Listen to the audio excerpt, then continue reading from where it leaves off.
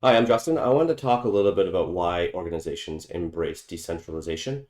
I've been working in decentralization and data applications for around 20 years now. I'm the founder of FleetOps and Decelium, and I help people with the professional services offering wrapped consensus sometimes. So when people pop up with interesting projects and they need some help, I'm happy to lend them advice and effort. I wanted to talk a little bit about why some organizations embrace decentralization, and this is like a foundational theory presentation, meaning I want to really dig into the most basic reason that blockchain or Web3 or decentralization even matters so that people have the ability to orient themselves in this space. Um, and it's this concept called trustless trust, which some people know instinctively and people in the industry are very excited about. And essentially, all powerful decentralized systems give you the ability to verify material from an untrustworthy source.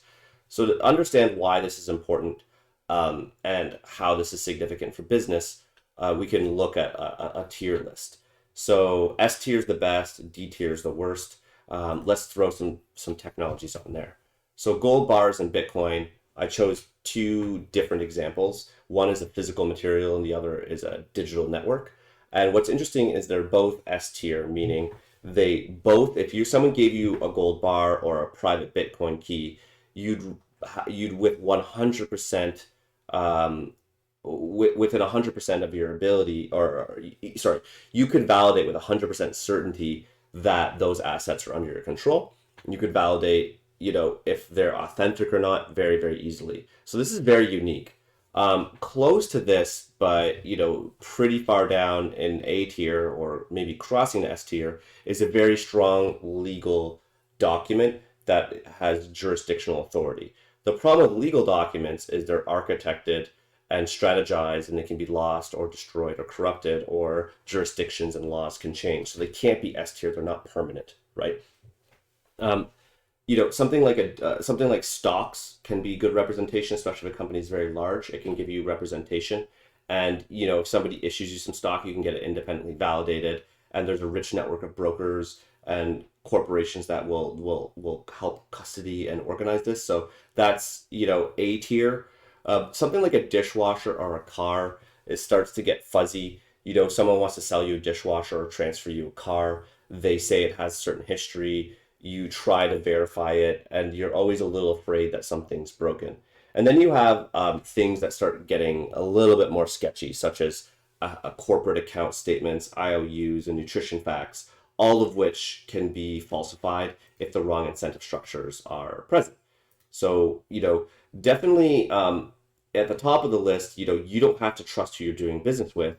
But at the bottom of the list, you need to trust the person you're doing business with because you cannot verify the material, right? So it's hard to verify or enforce stuff at the bottom. So social trust becomes a significant factor, and social trust and legal trust become big business expenses the further down you go, right? So what underpins trust and value, and how on earth do we even look to protect trust and value, and why does it matter? Well, we keep records. So records are the things that humans keep. We use something called a ledger in general. It's a series of events, and we use account summaries or statements to understand rights and agreements over time. So here are examples of some ledgers. A resume is a very unreliable ledger. People, try to position or exaggerate their stuff. Same thing with medical history or account history and car ownership history. All of these are examples where you read the ledger, you read the information, and you're always a bit scared that something might not quite be true, right? So a true ledger is very valuable, but many ledgers are not inherently true because there's always an advantage in painting a picture. Ledgers in general are, we think of them as financial assets. We think of blockchain being something for finance or maybe smart contracts. But, you can package up a delivery, an announcement, a ticket, a video, an essay, medical records, computer programs, or entire websites as something that gets embedded into a ledger and it has its history recorded. GitHub.com is just a giant ledger system of software agreements. That's all it is, right? And they do a really good job of organizing all those little changes and opinions. So maintaining ledgers like GitHub.com is very expensive in terms of compliance people will lie for advantage. If not just to try to fight for their own rights, they'll edit ledgers. Mistakes are insanely easy to make. I have a really great friend who works at a very large bank that I can't name in this public video, but he told me that they spend 35% of their budget on manual reconciliation, which is crazy. It's a lot of losses. Compliance is expensive. You have to worry about hackers and theft, people trying to edit your ledger, right? So let's go over the four kinds of ledgers historically, why they exist, and why they're powerful or not powerful, right? I made a little scoring grid, which I don't want to go into detail now, but it's you could just look at it as like a heat map of which one's good and bad. A manual ledger that's centralized might look like this. You have somebody running a hot dog stand. They might keep some papers, and they might have individual account like receipts that they keep behind the counter of hot dogs, or not. They might just keep the stuff in memory. And you, as a user, buy a hot dog. You have an exchange, and if you have a disagreement, it's just your word versus theirs. So manual ledgers are popular and have been around for all time since as far as recorded history. There are funny accounts of accounting, who owed who certain potatoes, or this is something that's been around since the dawn of time. We in our modern society invented automated ledgers, which makes the process much easier. And generally speaking, almost all the ledgers in society are still custodial, which means that some corporation takes on the job of maintaining the ledger and keeping it safe, and other users, such as people using payment processors, generate the entries given appropriate terms of service. That's a very common solution. These are legally auditable, but generally, if you're one of the users, you don't have a lot of rights. And as the organization, managing an automated ledger can be a high risk business practice, right? If you make a mistake, it can cost people a lot. So now let's talk about some decentralized versions of the same ledgers. So a decentralized manual ledger, the best example I use to talk about is roommates discussing who has what shelf in a fridge. So everyone maintains their own ledger in their memory. This is like the original, probably from the dawn of time. People have been talking about how to organize a space, how to organize an apartment, how to organize a fridge, how to organize, a travel schedule, or, some sort of logistics. And what's cool about this is that each individual has a fragment of the total conversation and the total consensus, and they can chat or gossip with each other, which I'm kind of tossing in some blockchain mathematical terms. So they can reach a consensus and gossip with each other to form a consensus about the rights. But the problem is that this is obviously not legally useful. If one person got hit or hurt and there's only two people left, they could never reach a consensus ever again. But again, it's decentralized and zero costs, so that's interesting. And then we have the newest technology on the blockchain, which people love to say the word blockchain. But really, the core value is that it has all the advantages. This kind of automated ledger system has all the advantages of a centralized ledger, meaning you have your automation, you have your high frequency ledger updates, but you also have the advantages of not being custodial, which I can't really get into now. But it is, again, legally auditable. You could destroy most of the network. You could restore your ledger. It has a social consensus. It's the most advanced form of tracking that we have as a species today. And unlike the centralized ledger, you don't have to trust the people running the automated ledger to be honest, because dishonest members will just be ejected from the group, right? So in terms of evolution, generally ledger systems start as decentralized manual ledgers. They centralize as one person takes ownership over the tracking. Those things automate. And there's usually some financial incentive or a data moat or a reason corporations want to hold data. But in situations where there's no business advantage to holding the data and it's actually more of a liability, corporations and businesses and individuals should be trying to decentralize, because if you're not extracting value from the information is very hard to keep accurate and very expensive and could doom your organization if something goes wrong. Not to mention, it can just be straight up expensive to operate. So a toy problem I like to go over is, I deposited my money in a savings account. I want to know if my money's safe. Is my money safe?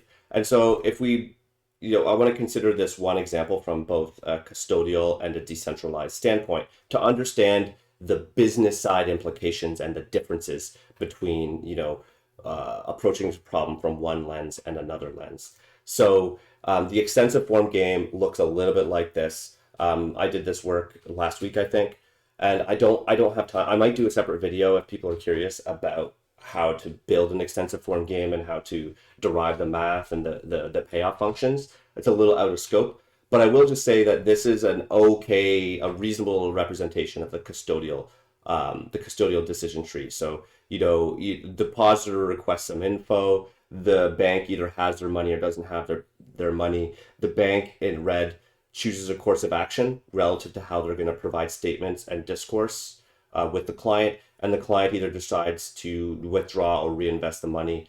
And so, yeah, that's essentially what this is what this is going through.